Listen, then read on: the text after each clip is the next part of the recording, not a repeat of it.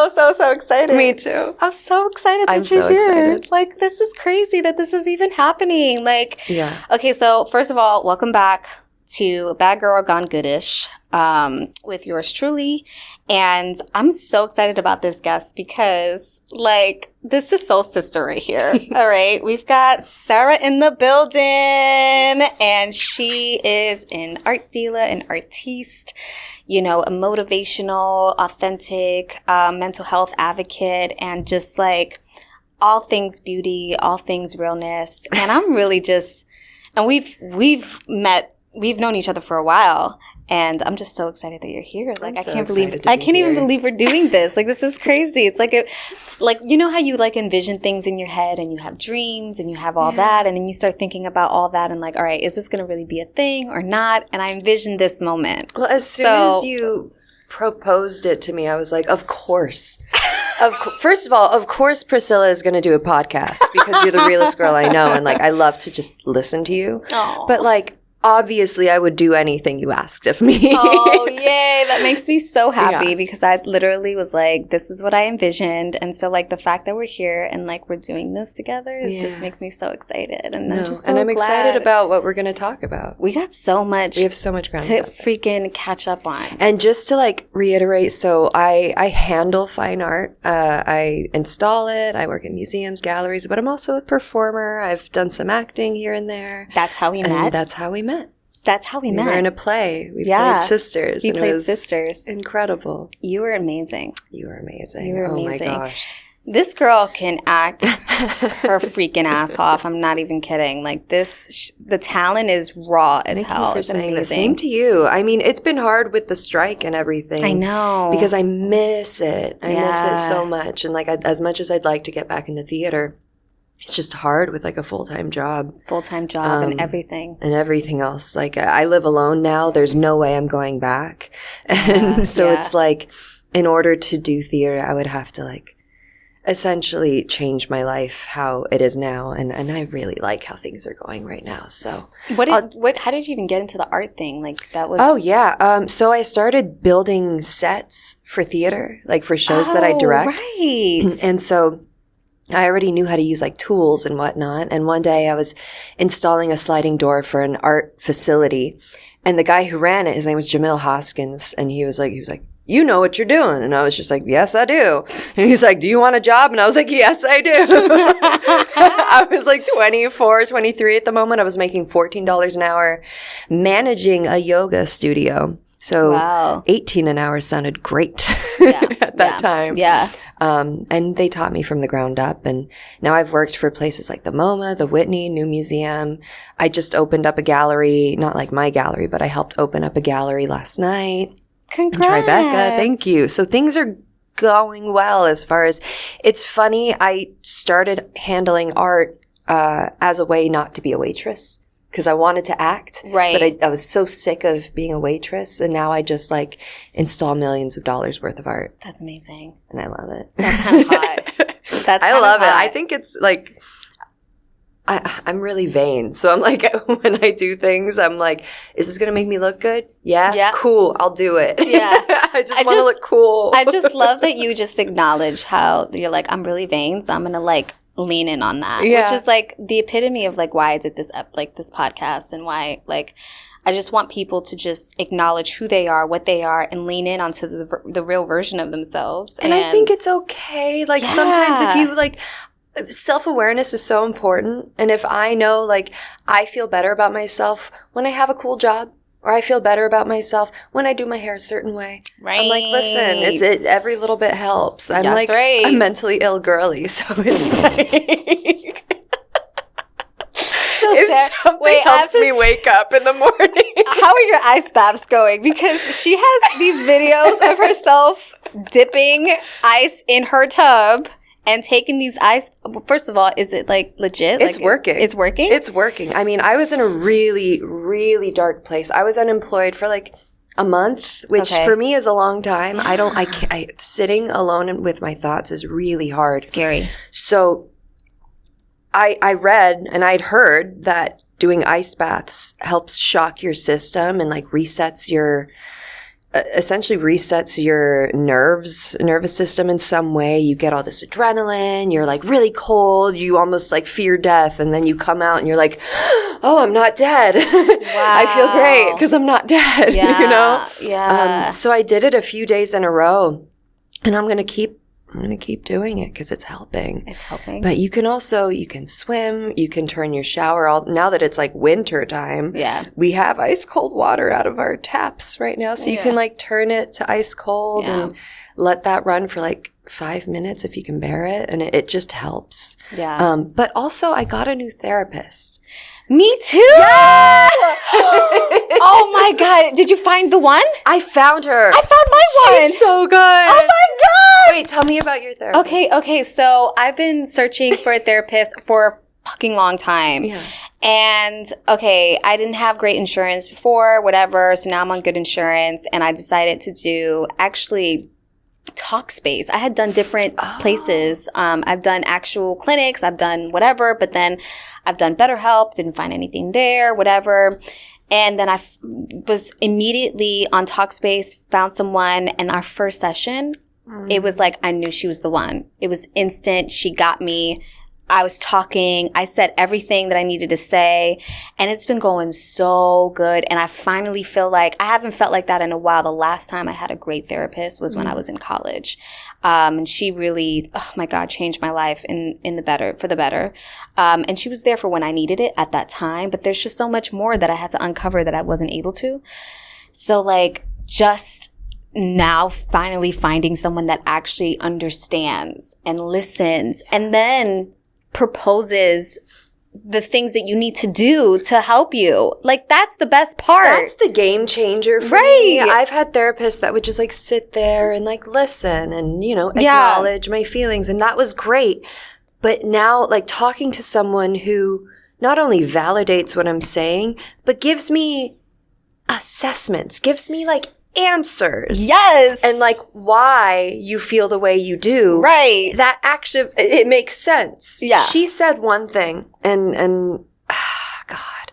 So I'm going to touch on my last relationship. Yeah. So I was with someone who early on, it was, I hate the word toxic, but early on, it was extremely codependent. I had just gotten out of a relationship where I was forced to like terminate a pregnancy.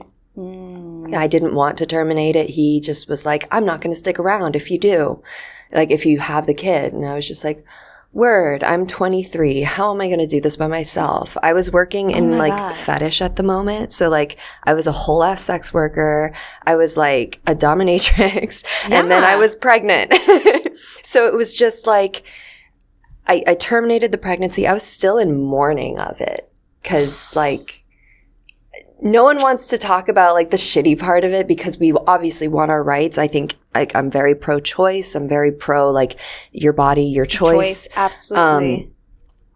But I was devastated. Yeah. Like when I was pregnant, I felt a presence. Of course. And then when I woke up after the procedure, it was just gone. And no one talks about that.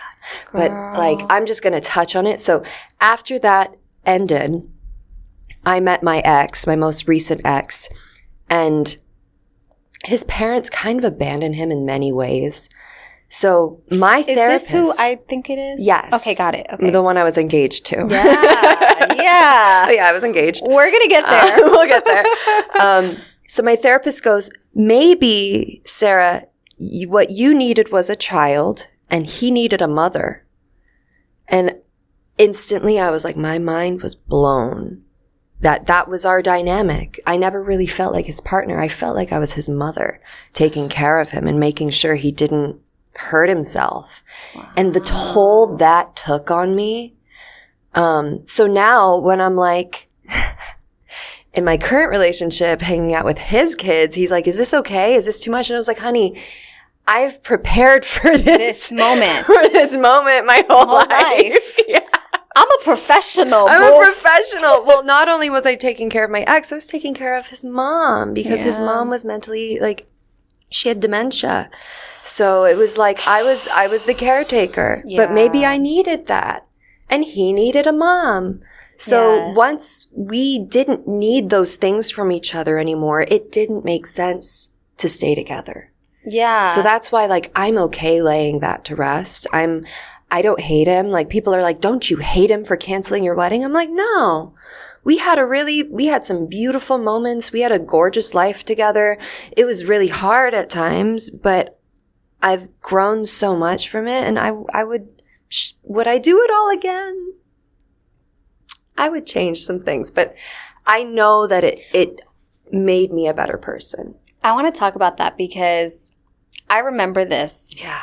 And we had a conversation, I'll never forget this, where we were doing I think it was a rehearsal at one of the spaces I had rented. And you broke down. Mm-hmm. You had a moment. And I know that there was this struggle of, I know you were talking about like the way that you guys were communicating with each other and how he communicated with you and how you communicated with him. And I'm wondering, because of this whole you playing this mother role and him being the child or whatever, do you also think that your communication styles also played a part in that? Or like, how did you feel? Like, do you know what I mean? Like, sure. Because look, I've been in a relationship similar to that, but I've identified that person as like a pure narcissist. And, you know, it was hard because, again, they also needed that kind of childlike approach, and I needed to be that, but I wasn't good at being the caretaker. I wasn't good at being the mom role, and that's what was hard. So my issue is I will put my caretaker role first before any of my needs. Okay. Yeah. I will, like, literally, in many ways, my ex used me as a stepping stool in order to achieve his dreams, I guess, in order to be, like, show that he was a good person, that he was an adult. He kind of used me in order to get to those places. And I helped him willingly in many ways. I helped him, like, I would pay the bills, you know, I would do the adult stuff so that he could figure his shit out. And I was still figuring my shit out. Because arguably, like, I could say I'm a narcissist too. Like, I like to look good. I like to be the center of attention. But I also love my man to feel that he is the center of attention, that he is important. And I would give up a lot of my stuff for him. Now, do you think that was is that something that you still believe in, giving up some of you to make someone else? I'd be lying if I said I didn't. I'd be lying if I said I didn't. Wow. Yeah. That's interesting. You know, well, I mean, wow. I look at my mom and how she is so proud of, like, everything she's done for her children, for her life, for her blah, blah, blah. And now she's finally, like, living for herself because her children are grown. Mm-hmm. But maybe, like, that's sort of what I was trained on, you know, like, put other people first and then you'll be the hero.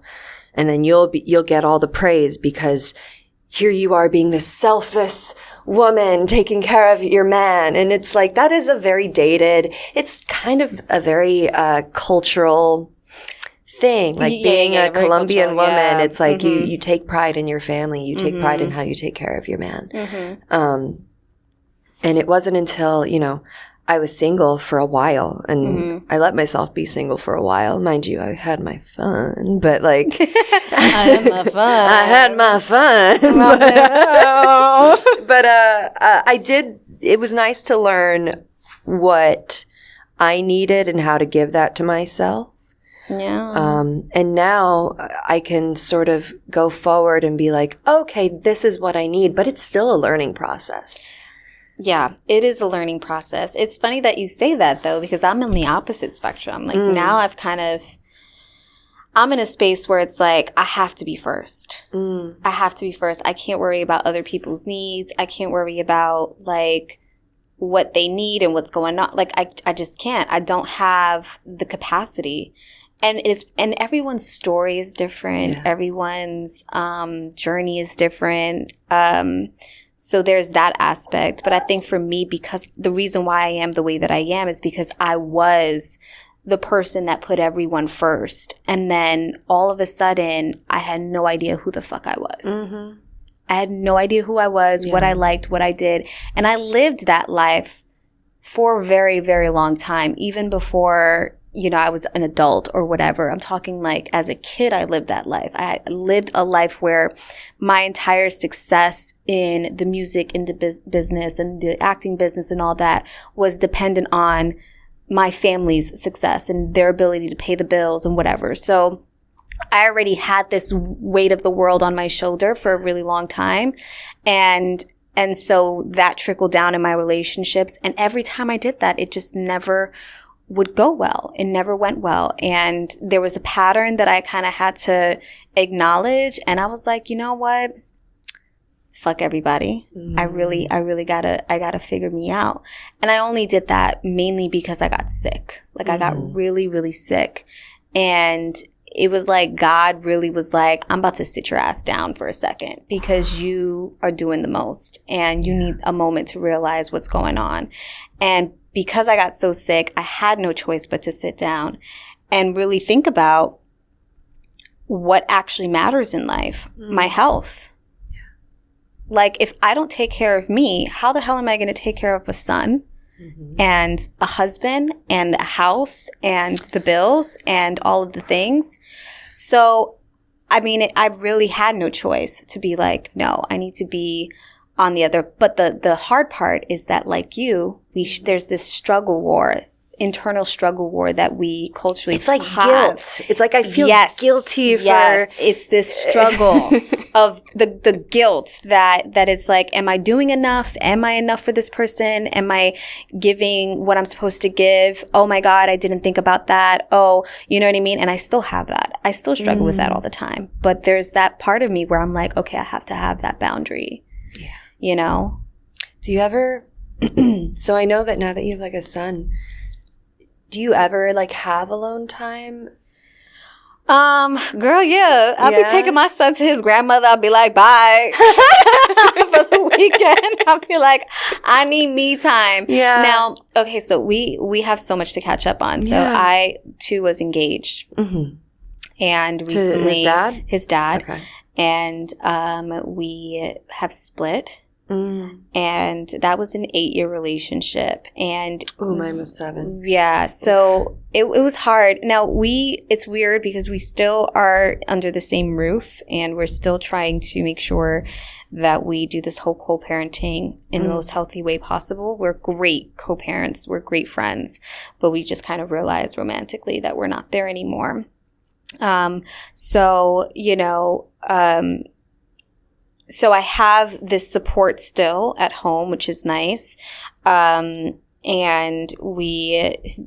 eventually he's going to, you know, move on and I'll have to move on or whatever. But that is something that I was like, okay, now that I'm going to be a quote unquote single mom, not single mom, but you know, a single woman who is a mom, or a MILF. Hey, listen, if the boot fits, wear it. Right. So I do think about those moments like, oh my God, like, am I going to have as much alone time, all the support and all that?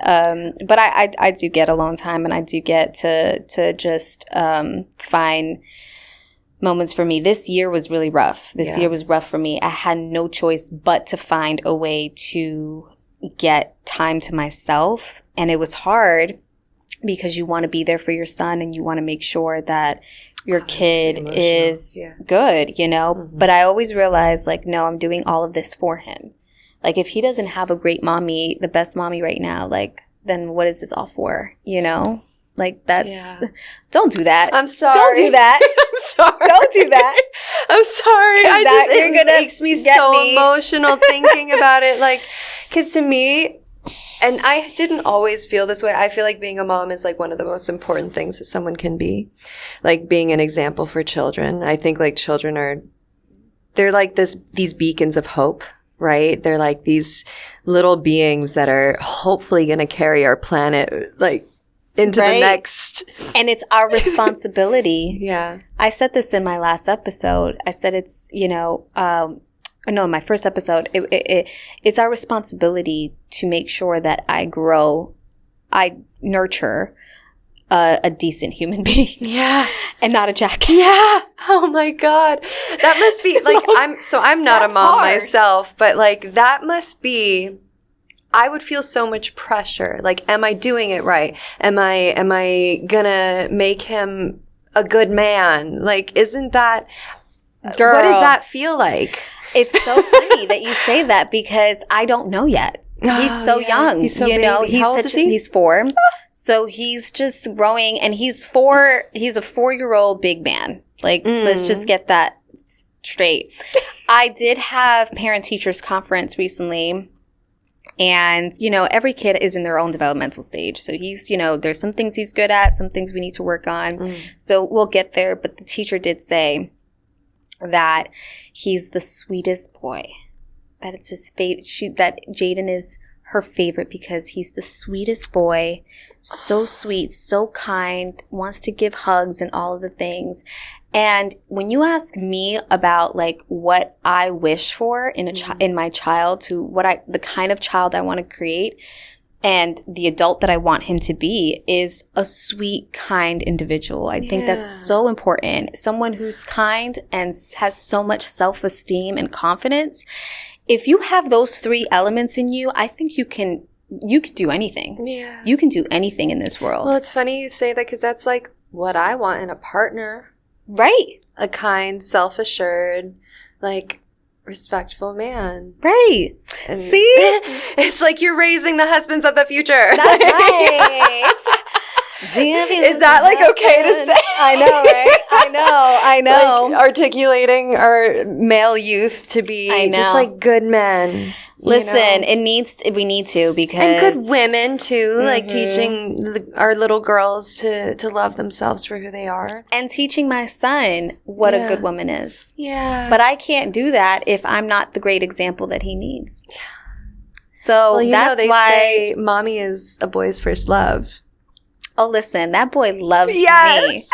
So he's going to look in the world for like someone exactly like you. Me. Yeah. And that's great. I'm here for it. You know what I'm saying? Yes, just there's some things that I hope he don't find in there. You know what I'm saying? So let's hopefully not manifest the bad parts of me. Because there were some things, I don't want my son to have by his side that I, did. Well, but what's dope is that if he does find himself in a hard place, I'm gonna fuck her up. Oh, the hard place is a girl. If some bitch comes at my son, yes, I will fuck her up. But I'm saying like if he struggles, how to like soothe him. You know what works because you know what worked for you. You know that it's not his fault if he's like sad. Because when I was growing up, my mom and dad were very young parents. How old were they? They were early 20s when they had 3 of us. Wow. Yeah. So. And you were raised with all your siblings? Yeah, as well? 2 brothers. Okay. Yeah. And my mom and dad were together until I was roughly 15. Okay. And then they were rocky. So they kept trying and then finally divorced when I was 19. But I couldn't go to my mom and be like, Mom, I'm really sad and I don't know why. I couldn't. She didn't, because she didn't understand it. It didn't make sense to her because she grew up, she was a foster kid. She had everything she got, everything she made, she did it herself. She had no help. So same with my dad. My dad came from like the villages of Medellin. So like he didn't have help either. So I have these 2 scrappy young parents, right? Yeah. And they're like, why are you sad? You have a roof over your head. You have food. You have everything you could possibly need. Your basic needs are met. So what's the problem? So what's wrong? Yeah. Like, and if something's wrong with you, go fix it. Like it's not our, we're busy. We have to work just to provide for you guys. Like we can't tend to your emotional needs. And that's where I'm like, okay, that's where I want to be different. Like if I'm a parent or even if I'm like hanging out with my boyfriend's kids, like if I'm there, like I'm an adult, I'm in their presence. I want to make sure like like you were saying, I'm leading by example. And if they have needs, if they have emotional needs, I want to be sure that I'm there to help. And that. How's that relationship? That's interesting. Like the whole, because look, it's new. It's so. How long you've been with him? It's super new. Oh my gosh, not even half a year, Priscilla. Oh my God! But the blushing, it's new. And the when he sees this, he's gonna crack up. He said I don't know if he's gonna. No, he's definitely gonna watch. But yeah, it's been amazing. Goodness. Am I blushing? You're blushing. You can't stop. You're glowing. You're blushing. You can't. I'm like so in love. She's about to burst out at y'all. This is so great. I'm so in love with him, and once I met his kids, I loved him even more. Oh, so how is that? So the dynamic is, so you are in this relationship with this man. He has 2 kids, you said.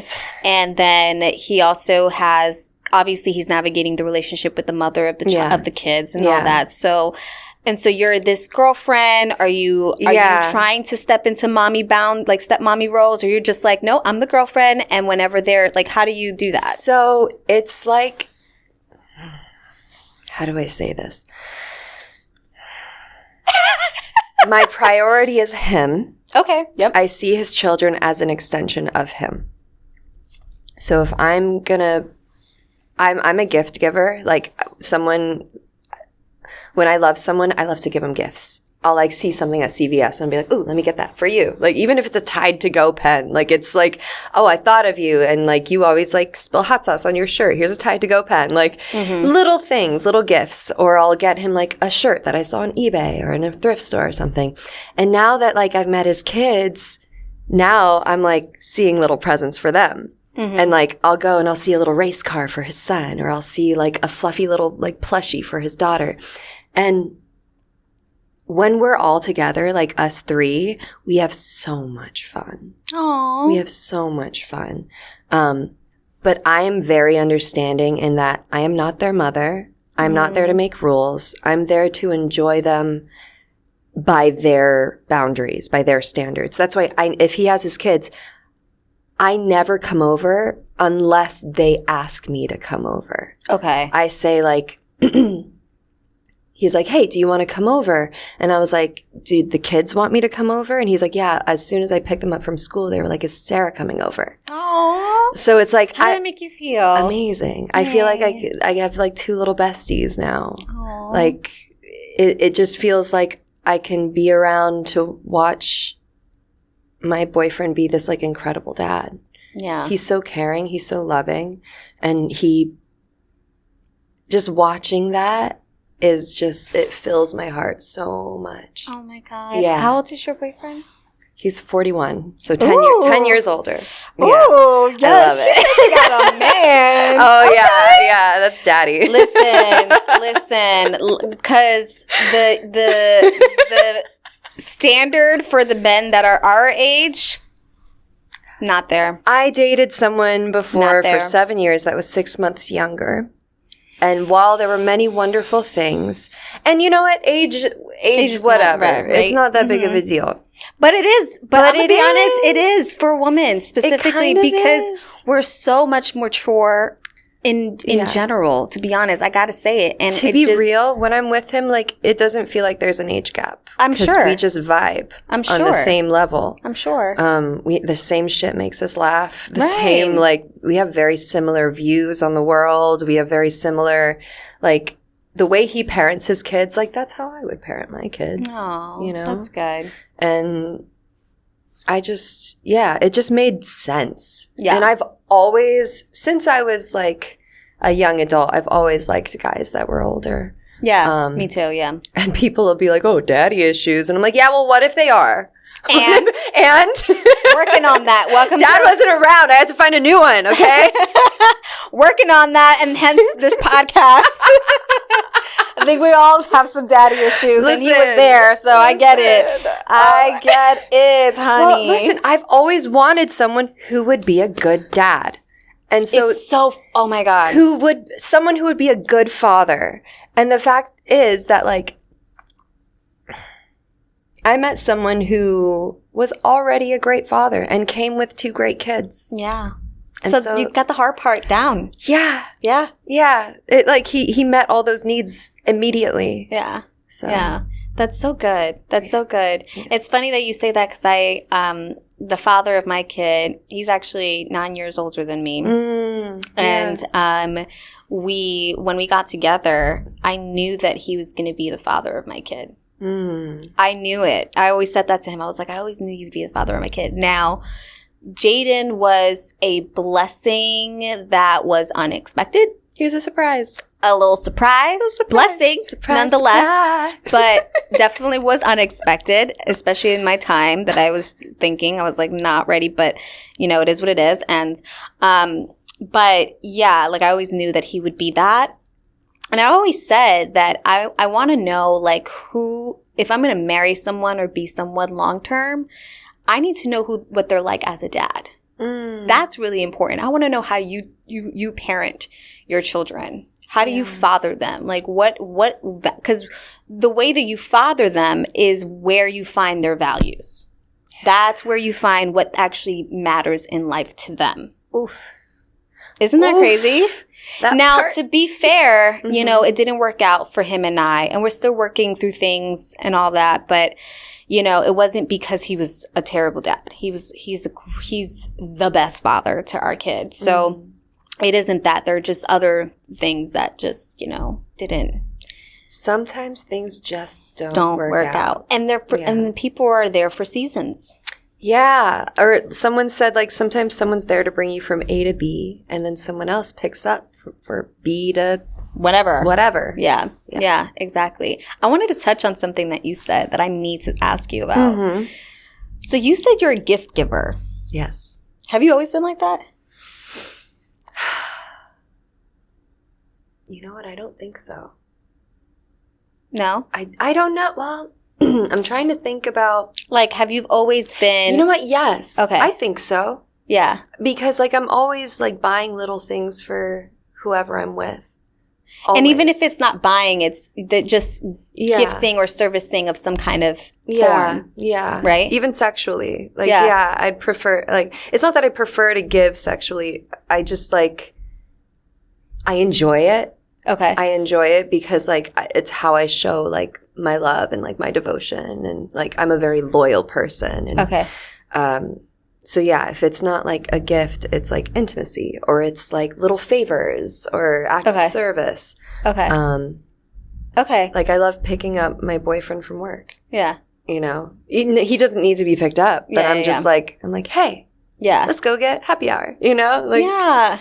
But, I asked that because I've always been like that too. Okay. I have realized that there is a very thin line between showing your love by giving gifts and all of the things and then doing it because you're trying to please and finding that it was like a thing that I was doing to people please. I mean, it could be both. I'm not gonna sit here and be like, no, it can't be that. I mean, back to the whole idea that maybe I'm a narcissist and maybe this is Why do you think you're a narcissist? Because, like, I care so much about how I'm perceived. I care so much about what people think about me. Wow. Yeah. Period. When did you realize that? Or was that like discovered in therapy? It was kind of discovered in therapy. I'm not gonna lie. Like it's just like you sometimes the guilt of like asking for things like emotional support or asking for like I'll have a panic attack and I'm like, hey, I need you to soothe me and tell me it's gonna be okay. I feel bad for asking for that. But when the alternative comes along, like say my partner needs me to like be there emotionally for them or listen to something that's kind of hard to hear because it's like, I'm like freely giving my time, giving my like emotional capacity, like, yeah, go for it. Tell me. But then when it's like when I'm asking for something like that for myself, it's hard. Whoa. Yeah. Yeah. And whoa. So how are you navigating that with your current relationship? Figuring out how to ask for what I need. Like, I can't just call and be like, I'm anxious, help. I have to be like, hey, I need attention. I need like soothing. I need you to tell me everything's going to be okay. And I need to say that before I have like my emotional, like a panic attack or whatever it is. Like, I need to preemptively be like, hey, listen, like if I'm feeling this way, because I'm mentally ill, like I'm not hopelessly ill, but I know for a fact, like I get a lot of anxiety and I have bouts of depression. I've always been this way. So it's like, I'm aware of that. If someone's going to want to be with me and want to love me, they need to know like, hey, when I'm in this way, all I really need you to do is give me like tenderness and quite literally tell me everything's going to be okay. I don't know why, but like those are like things that I really need when I'm in my time of like need. I remember telling that to my dad one time because both of my parents are problem solvers. If I come to them with a problem blankly, they'll be like, okay, let's fix it. How are we going to fix this? Or you can't think that way, Sarah. It's like not help. Like, why don't you go to the gym, go eat a nice meal, like la la la. And I'm like, that's not what I need. I just need you to say it's going to be okay. Like, here's the script, read it. That's all I need. But like, it's hard for people. What? You're getting emotional. What does that do for you? I could just relate. Yeah. I get that. Yeah. Sometimes you just need someone to say it's gonna be okay. Oh, Priscilla. Sorry, it's okay. And you know what my therapist did to me on Wednesday? Here, take my hand. Like, Priscilla, it's gonna be okay. It's gonna be okay. It is. Yeah. It's gonna be okay. It's gonna be okay. No, thank you for sharing that because I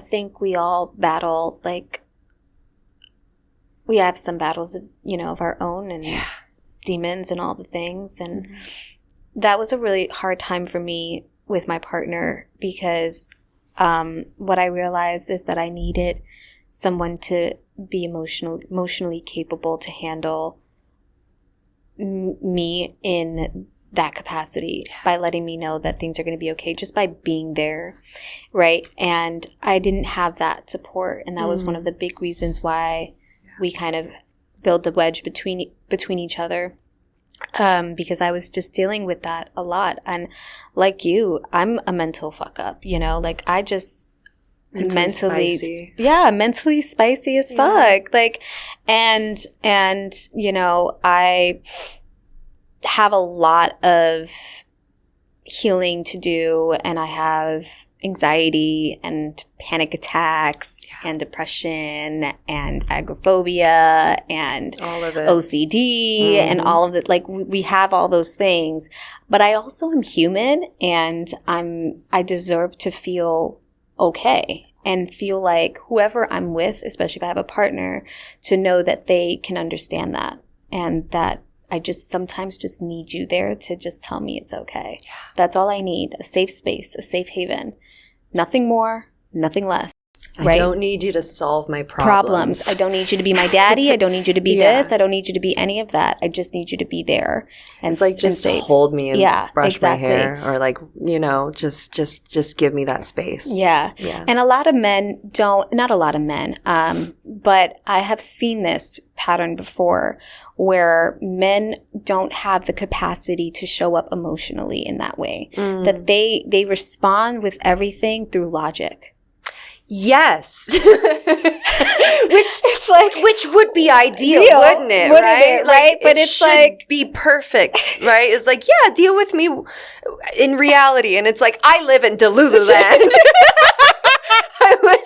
I live in the sky. Like, I straight up, like, yes, I know, like, my hands are on the chair, my feet are on the ground, but I need a little bit of like hard eyes and sparkle and just like dreamy bullshit just to get by. I'm a Pisces. I am literally like ooey gooey. Yeah. And sometimes logic is just like not going to help. It's not going to help. And it doesn't help when you're with someone who has these emotional, I don't say barriers, but emotional tendencies and experiences and just Yeah, and that was one of the big reasons why it didn't work out, because I didn't have that emotional support that I needed, that safe haven. Was trust an issue at all? Because trust was a big issue in my last relationship. Trust was a big issue. I think trust was a big issue on both ends for me, because I felt like because he was older that he deserved better. Like I couldn't give him what he needed. Since the very beginning. Like I was 20 when we got together. Then I turned 20 and he was 30. And then I turned 21. So he's 30, now I'm 21. And I remember we had like this party. He threw like this little birthday barbecue thing, and all his friends were there, and they were like making like cradle robbing jokes. It's like they act like this is what they want, and then they were like rag on each other for getting it. Right. Like, and it's like, and they were like saying things like, you know, just like, oh, okay. Oh, you know, by the time she, I don't even know what the jokes were, but they were just saying just crazy jokes. And it was just like, and it kind of stuck with me. And I think it stuck with him. Especially at that young age, but at 2021. Yeah, but it also stuck with him. Oh. That's also, I think, what kind of also builds a wedge between us. Like, part of the reason why I felt like he wasn't emotionally there was because, like, for example, like, I'm a PT, like a PDA person. Like, I love public display affection. Me like, too. I love holding hands, doing things like in the public, like let's make out, tongue, everything. Out in the middle of the street. Like let's do it all, right? Grab my ass, please. My ass, come behind me, like do all the things, right? He couldn't do that. Because it was like, for him, it was like icky, like not icky, but like, you know, like. Not like, this is not what we do. Like we're, you know, you're this. And to be fair, at 21, I still looked like I was 16. So. You looked really young. I looked really young. Yeah. Like even now, sometimes I can kind of get like, if I don't have makeup on and my hair is tied, people wouldn't believe I'm 29. Can't relate. I've looked 30 since I was 19. With this bone structure. She said, I can't relate. I looked 30 since I was 19. I've always looked older. No, I've had the baby face. Yeah. And like even when I was like hospitalized, I had I remember the nurse came up to me and she looked at me and she's like, oh, baby, it's okay. It's going to be okay, whatever. And I'm like, no, I'm okay. And she's like, yo, these teenage years are hard. Stop. These teenage years. And I was like, ma'am, how old do you think I am? Ma'am? Not the ma'am. I said, ma'am. I wiped my tears away. I said, ma'am, how old do you think I am? And she was like, looking, I was sitting and I'm looking up. And she's like, what do you mean? Aren't you 19? I'm like, no, I'm 29. Thank you. Thank you. And she's like, no. You're not 29. Like with conviction. Yeah. Like she knew I wasn't 29. I'm like, no, honey. Like check my date of birth chart. Like check my chart, it's like, girl. I've been 19 for a long time. And then everyone, like and it was so funny. It was a running joke in the facility. Like the nurses would like, oh look, you know this little girl. She was Jamaican. This little girl is 29 years old. That's my Jamaican. She got a son. She's got a son. Who's 4? No, 3. 3, yeah. Oh my God. That's my best Jamaican accent. Don't come at me, bruh. They're like, that's not authentic. That's not an authentic Jamaican accent.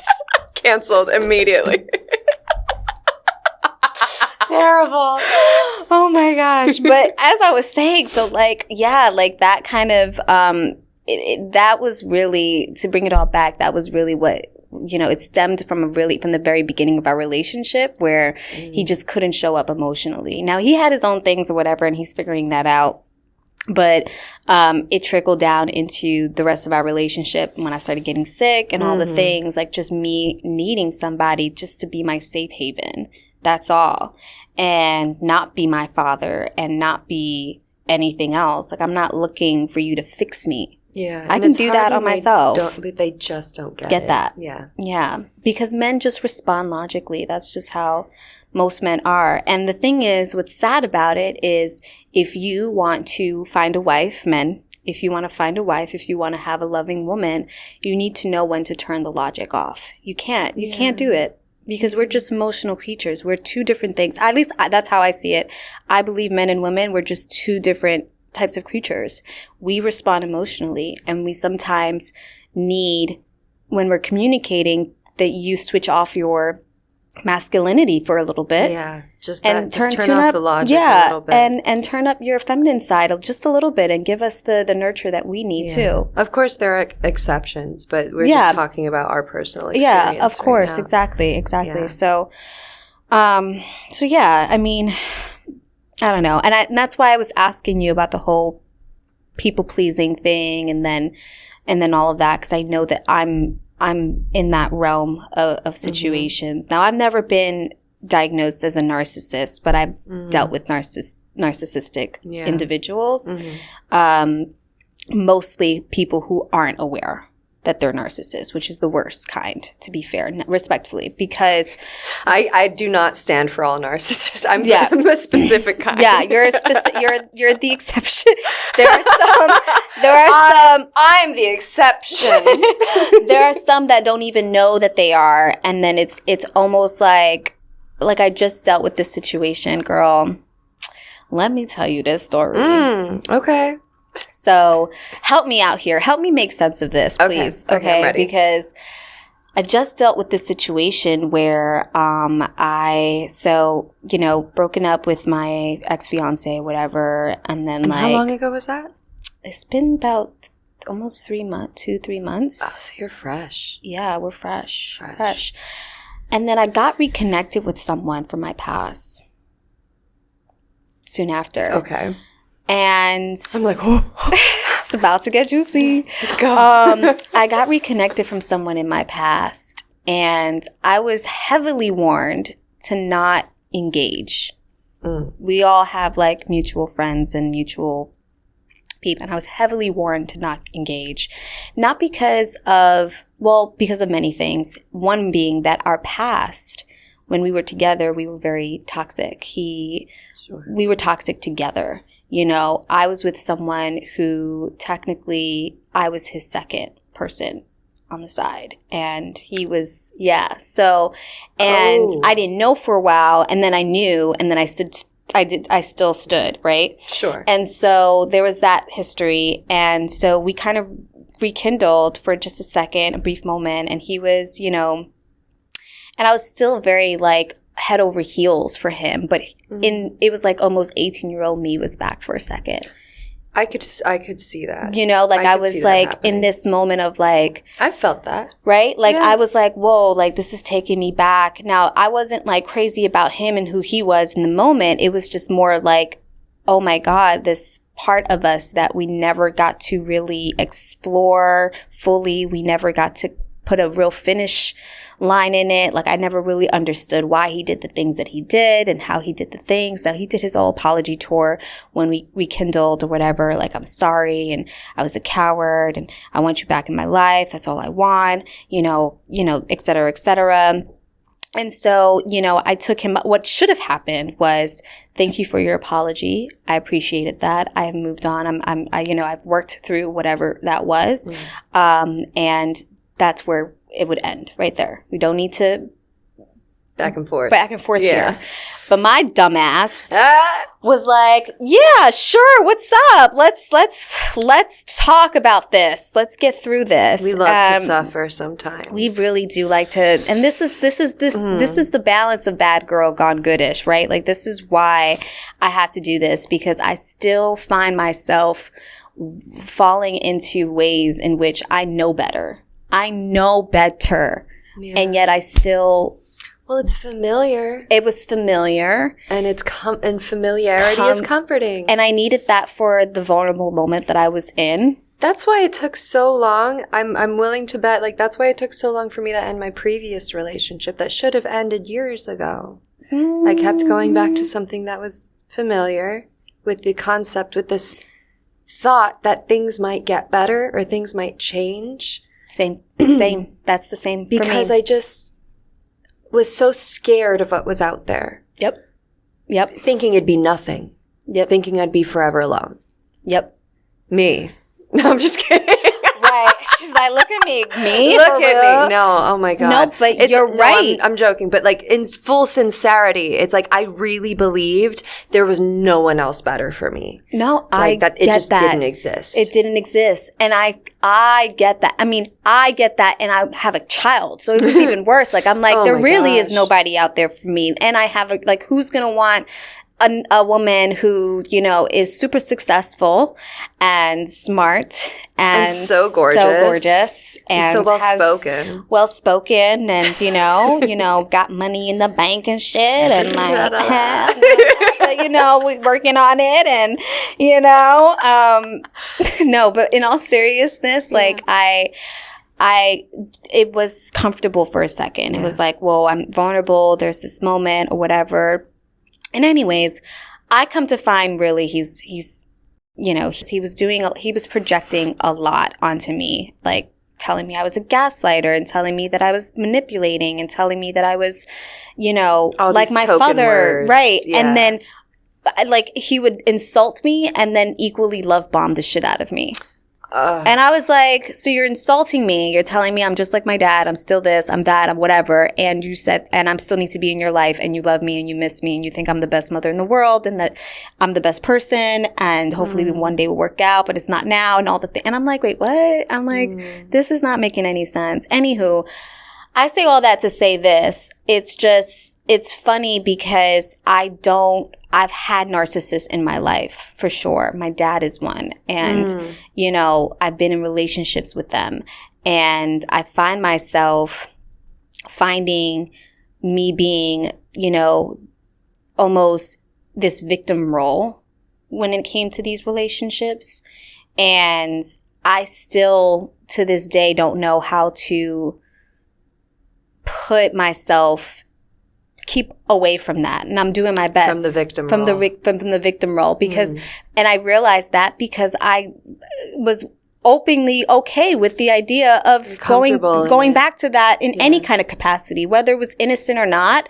I was just, but that wasn't even okay. I should have left that where that was. That was 10 years ago. Leave it 10 years ago. That's it. Like, what was I thinking? And not that he's a bad person or anything like that. It's just that's not for me. Yeah. So why was I even trying to, you know what I mean? I did the same thing immediately out of my relationship. I like saw an old friend, nothing happened, but like we went out and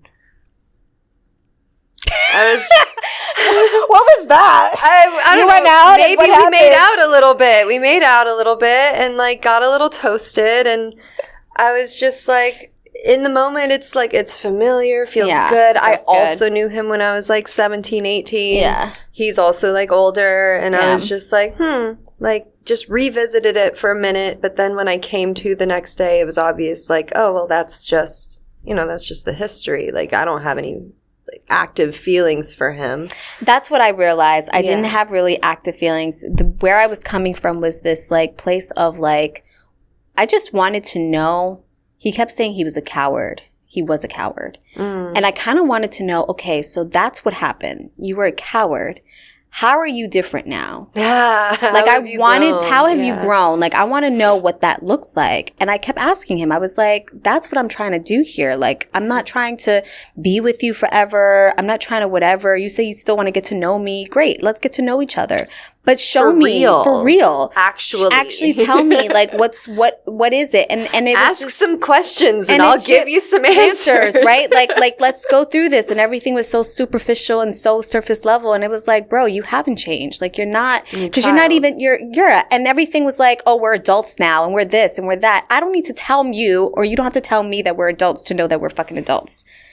So the fact that you even have to keep saying that, it's like, please stop. Like we're why not. Why do you need the reminder? I don't need the reminder. I'm good. You know what I mean? But what I realized is obviously he still has a lot of healing and growing to do. And as do I, because I was the one saying to myself, why am I engaging in this when he had always put me second? And there was this pattern in my relationships where I never felt like I was the priority. And I was okay with that. Yeah. That's why I can't do polyamory.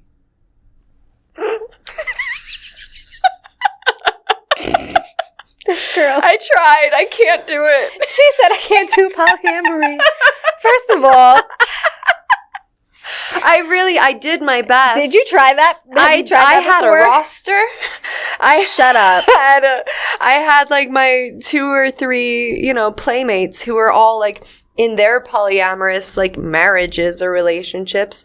And like there was one day like I called one guy, or like he came over and I was like, "Hey, how was your day?" And he's like, "Great, I just had sex." And I was just like, I don't want you. I don't want this. I tried to go. I tried to go to a sex party at this place in Brooklyn where it's just like, it's like a townhouse in Brooklyn, and like you can have sex anywhere and everyone's watching. There's like mad people in the middle of the day. And I was like, this is low key gross. Like it kind of smelled bad. Oh no! You were just like, no. Eventually, I couldn't come, and the guy's like, come, and I'm like, I can't. This is not doing it for me. I like hear some like whipping going on, and I'm like, that's all well and good. I'll get whipped in private by like my man. Although we don't really like do that. Okay, but like. Yeah, it was. I get too jealous. I don't like being someone's second or third. I want to be number one. Yeah, I want to be number one too. But I literally was somebody's second for a really long time, and that I felt like that for all of my relationships, where I felt like I wasn't put as a priority, and I was somebody's second. So I thought about it, and I was like, I know why this guy came back into my life.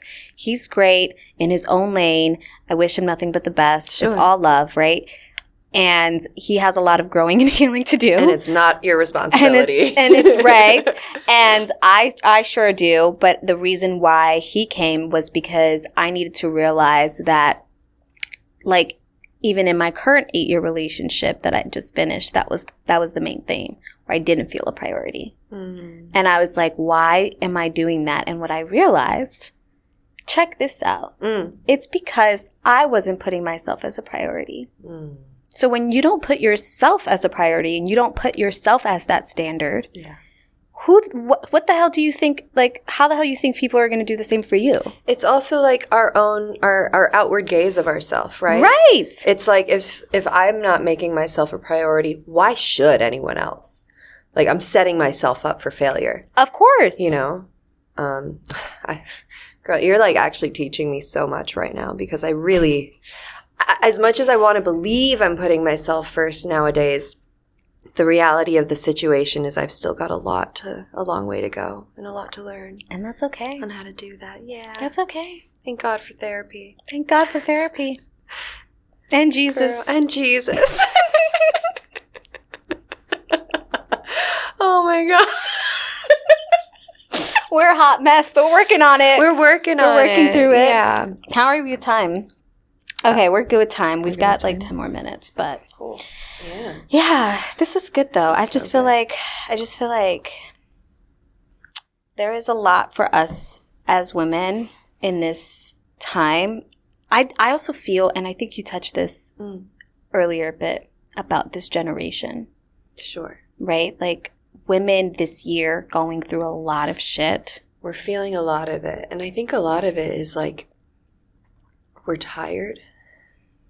We're really tired of what society wants us to be. Yeah. We're really exhausted with how not only do we have to be like objectively beautiful, we have to be successful, we have to be self-sufficient.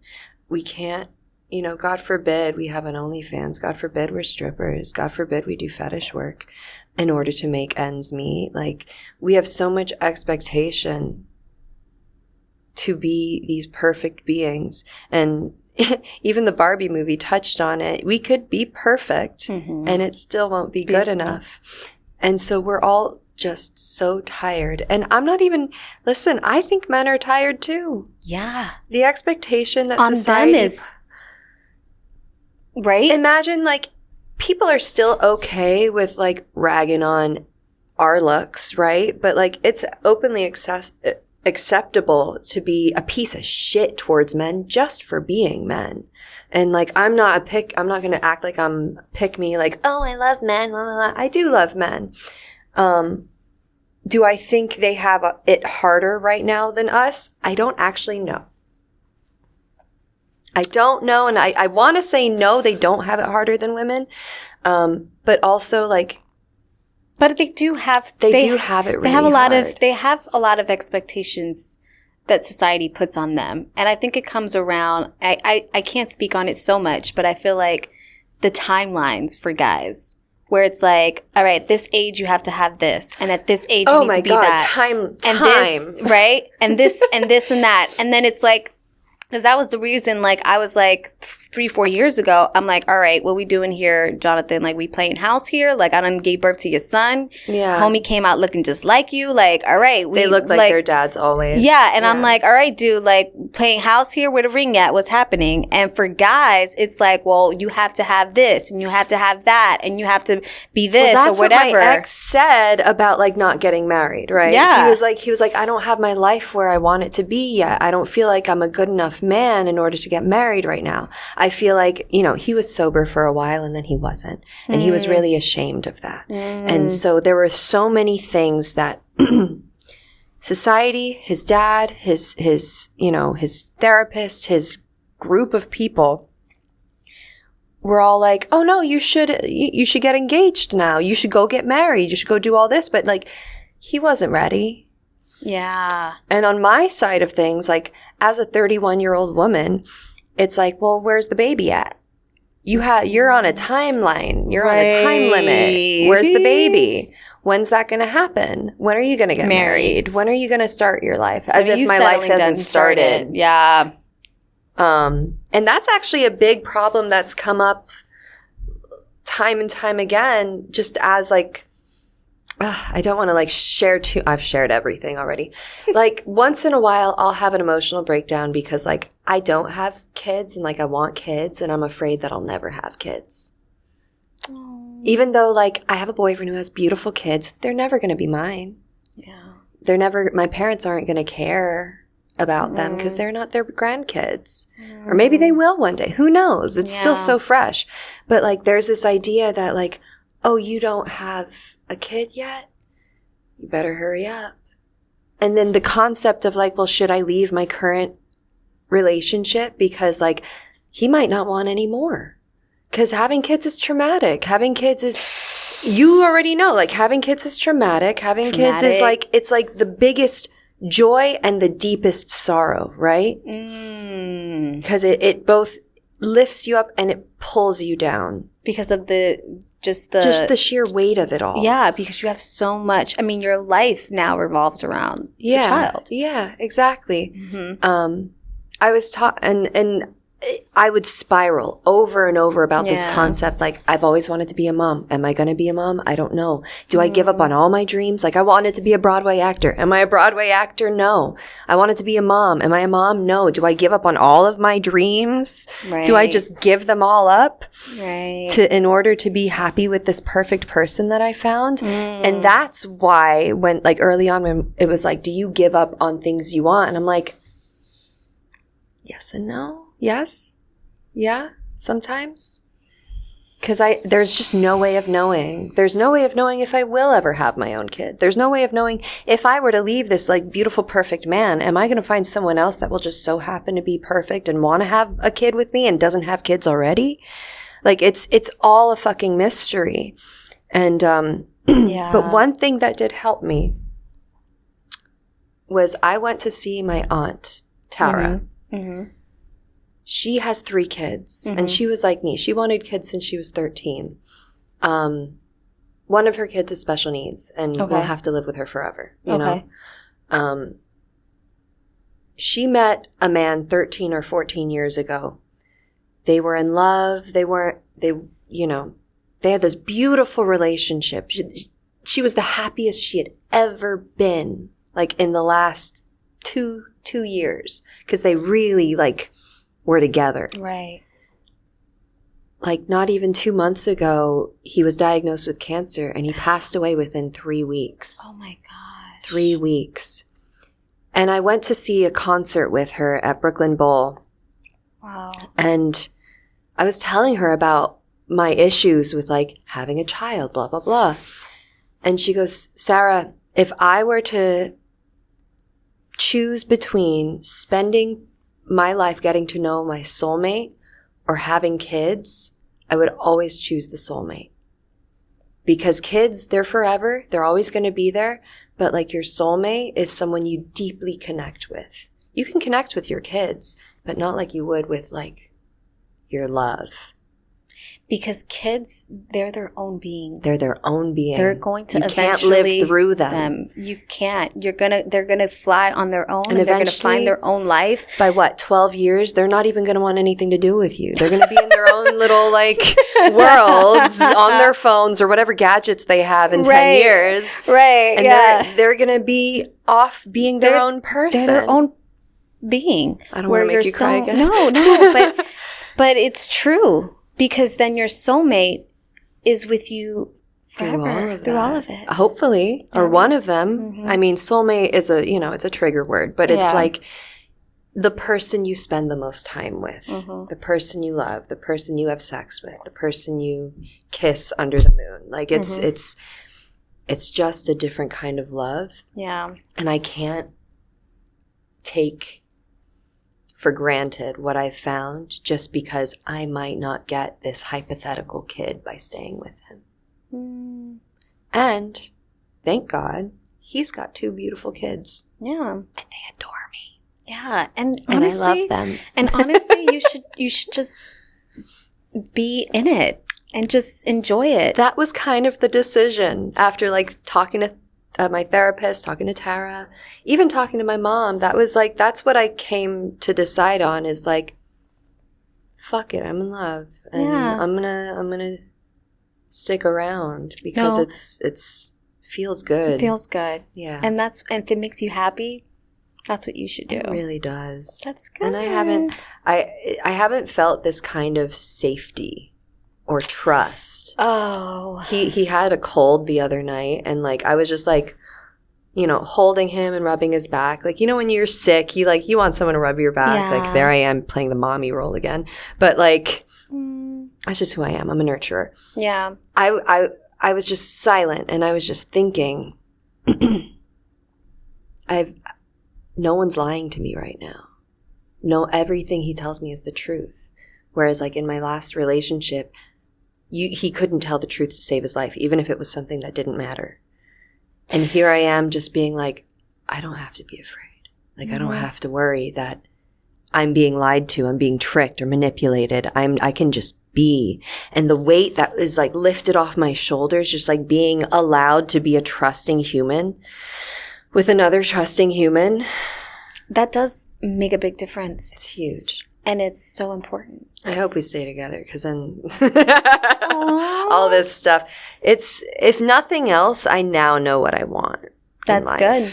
That's sometimes good enough. Yeah. Yes. Because nothing is guaranteed. And that's what I keep reminding myself. Nothing is promised. The only constant is change. And so if we can accept that and enjoy and nurture and cherish those beautiful moments, then I think I'm okay. I think I'll be okay. Yes, girl. I just have to keep going to therapy. Yeah. Yeah. Calling Jesus. And calling Jesus. I feel that. Yeah.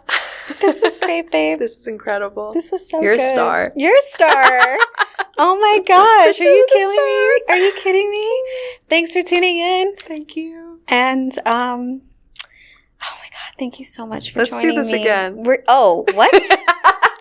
You just so opened nice. up a portal that I might be calling you a couple times like, hey, you want to do another episode? And you can be like, yes, let's do it. Anytime. Yes. I'm free on Fridays. Okay. So you know what it is.